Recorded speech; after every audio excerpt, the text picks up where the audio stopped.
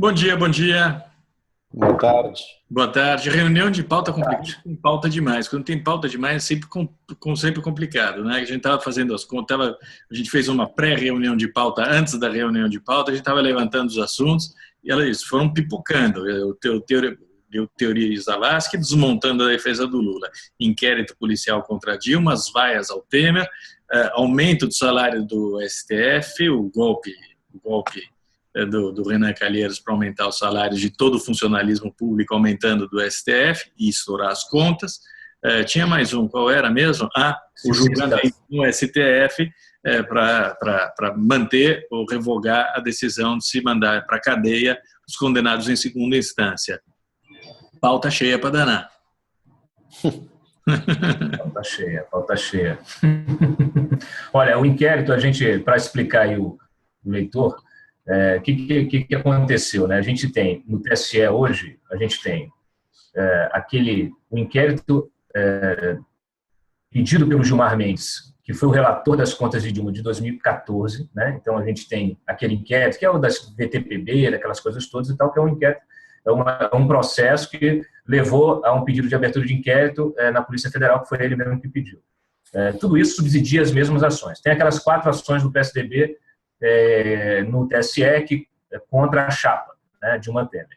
E agora, como a gente noticiou de manhã, tem um inquérito também das contas da Dilma de 2010. Então, foi reaberto o processo de contas que havia sido aprovado com ressalvas, né? As contas da campanha de Dilma de 2010 foram aprovadas, o presidente na época do TSE era o Lewandowski, foram aprovadas com ressalvas e depois o processo foi arquivado, né? Burocraticamente ali falando, ele foi arquivado. E agora, em 2014, em função de Lava Jato, de todas as denúncias que surgiram dos delatores, etc., ele foi reaberto e isso está reaberto o processo de contas e subsidiando agora um inquérito da Polícia Federal, que foi aquele ofício que o Gilmar recebeu e que pede justamente o compartilhamento de todos os dados aí da prestação de contas da Dilma de 2010. A gente sabe que foi a grande campanha.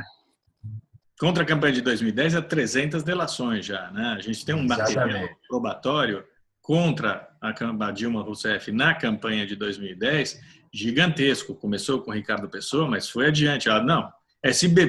SBM começou, com os holandeses que deram $300 mil para a campanha da Dilma de propina em 2010. Isso confessado pelo Barusco, isso lá atrás.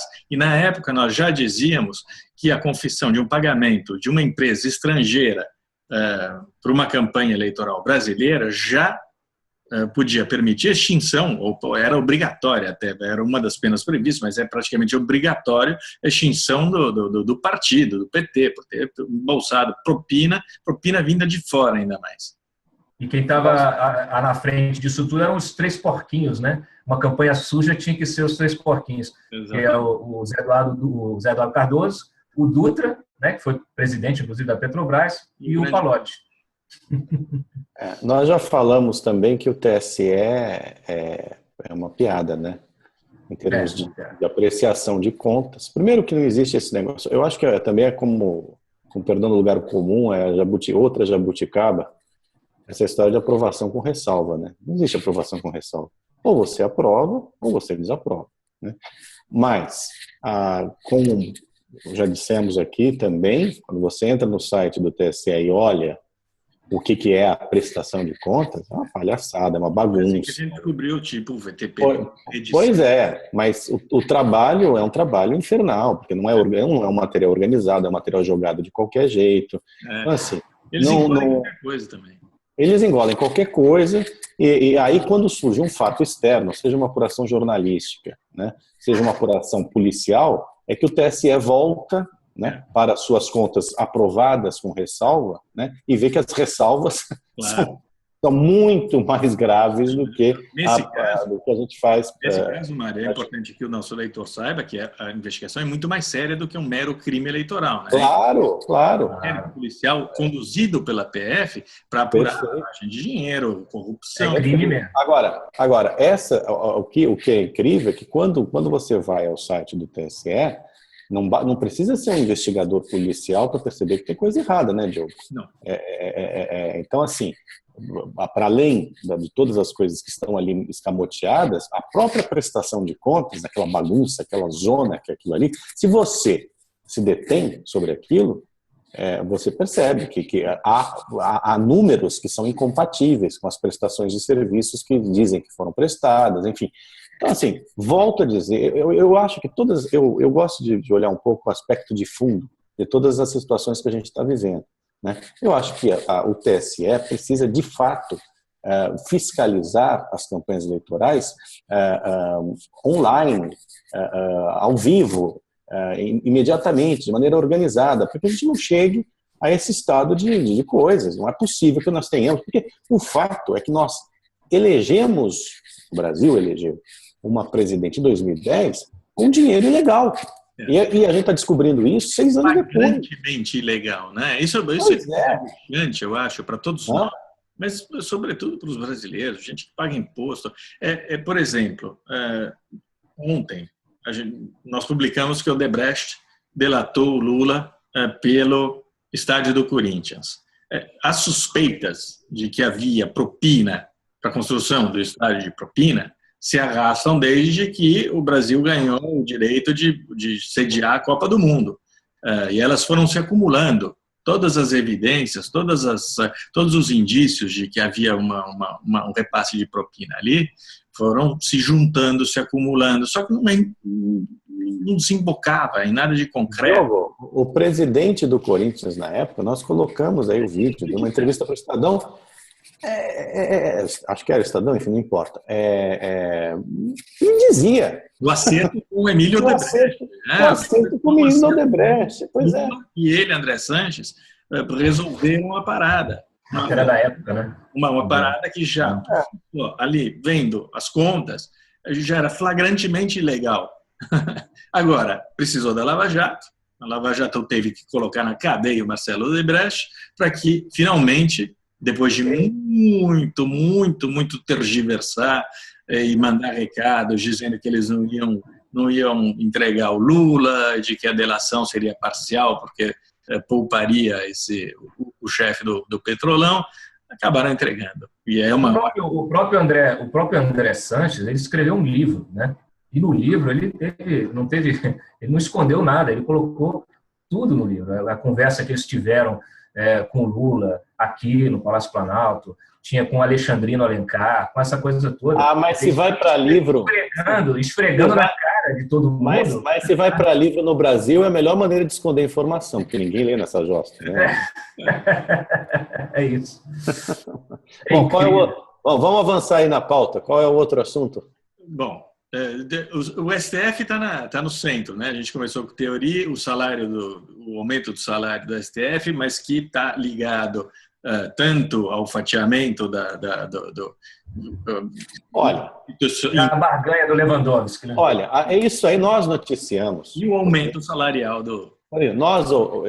Eu ouvi isso de vários deputados e senadores no início do julgamento no Senado, que o Lewandowski fazia pressão, estava se aproveitando a proximidade com os senadores para fazer pressão pelo aumento. E fazendo pressão que beirava a chantagem. Olha, me disseram, do tipo, há ações contra a União no STF que podem avançar de uma maneira, digamos assim, que quebrará a União. Ou seja, fazendo já uma barganha... A própria Dilma Rousseff falou isso. Então... conversa, alguma coisa assim, ela dizia, o Lewandowski vem aqui, ele não ajuda a gente. Eu acho que faz gravações lá. Ele não ajuda nada, ele só pleiteia aumento salarial. Pois é, então assim, que o Gilmar está falando uma coisa que é verdade, que é isso mesmo, ele de certa forma usou, né, o STF, né, ele não diz quem, mas está evidente quem é. Né, para fazer barganhas que não são normais, que não são são pouco nada éticas, né? Isso do lado pecuniário.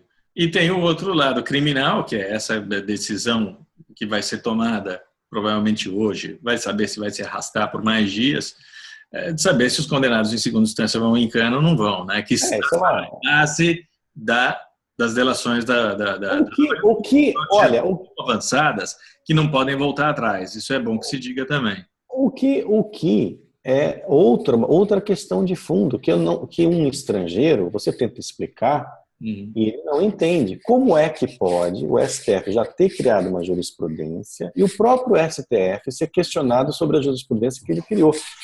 Não é possível. A Suprema Corte Americana, quando ela chega a um veredito, é um martelinho, né? Pum! É um martelinho, acabou, não volta, pessoal. A última instância não pode ser corte de recurso. Não existe. Contra decisões eles estão inovando, estão criando níveis de jurisprudência. Mas então, assim, o que é? Então, tem o STF1, o STF2, o STF3, mas onde não dá para entender. E não me venham com trololó jurídico, porque isso não existe. Uma instância.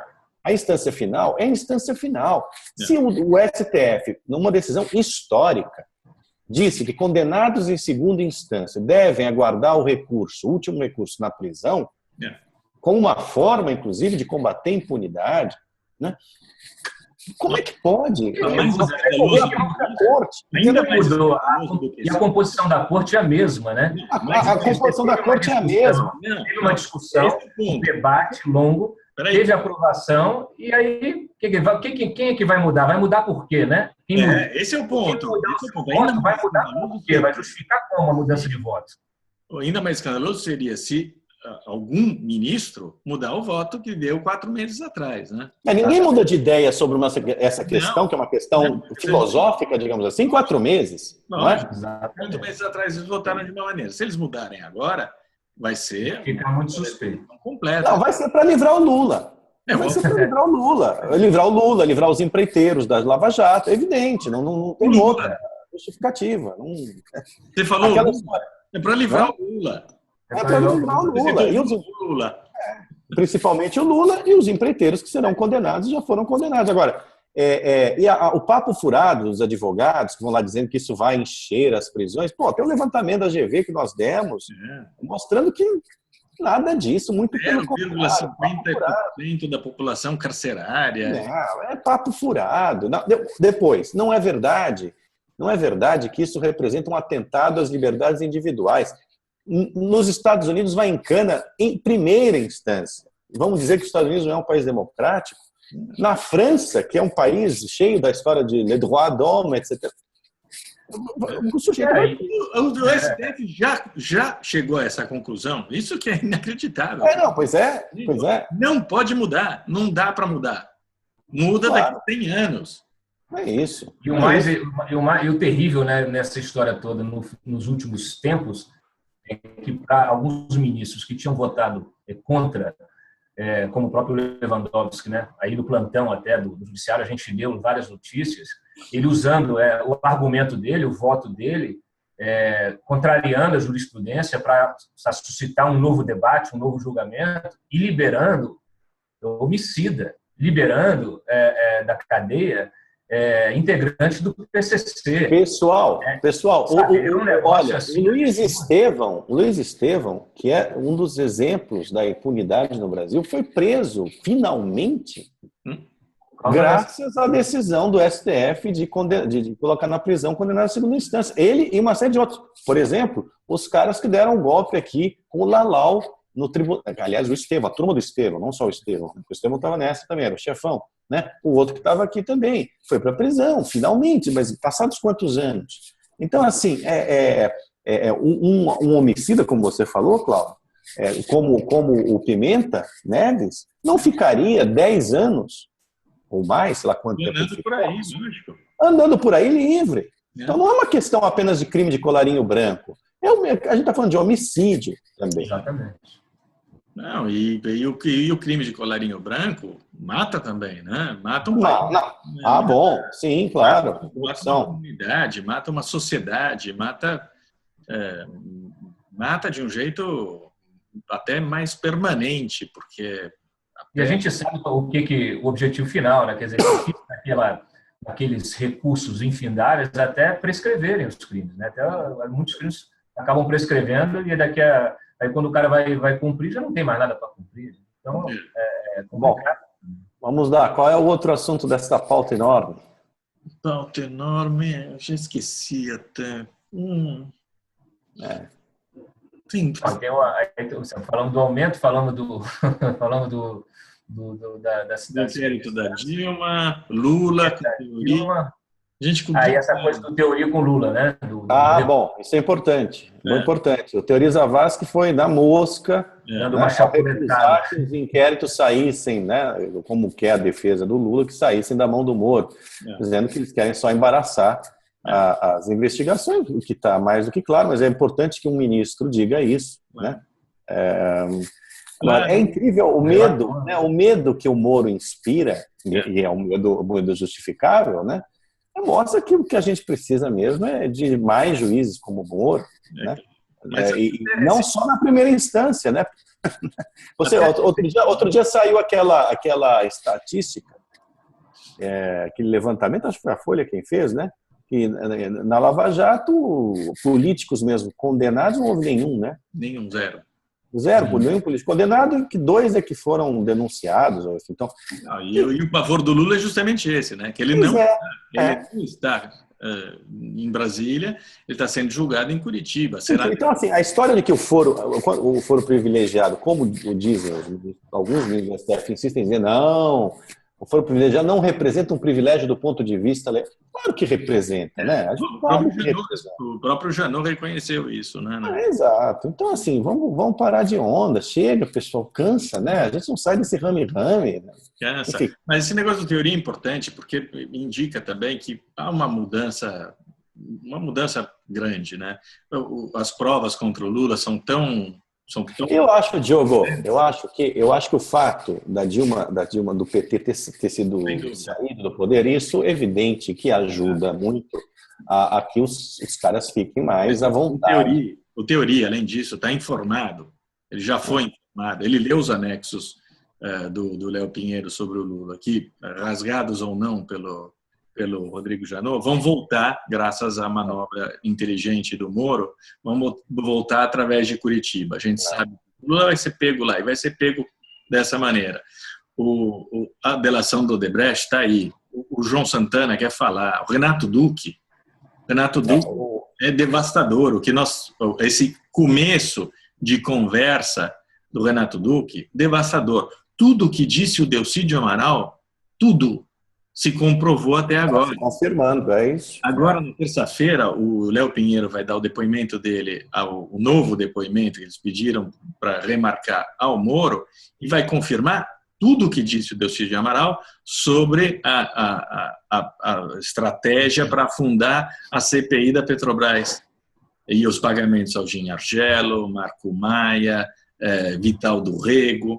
Vai confirmar tudo, eu tenho certeza absoluta. E confirmando esses relatos, vai confirmar também o depoimento importantíssimo do Delcídio Amaral, que colocou o Lula ali, a gente soube, na semana passada, colocou o Lula como chefe do Petrolão mais uma vez. Então, nesse grande processo do quadrilhão, que infelizmente não está em Curitiba, ele já é o chefe do quadrilhão. Agora, o Delcídio foi depor em Curitiba.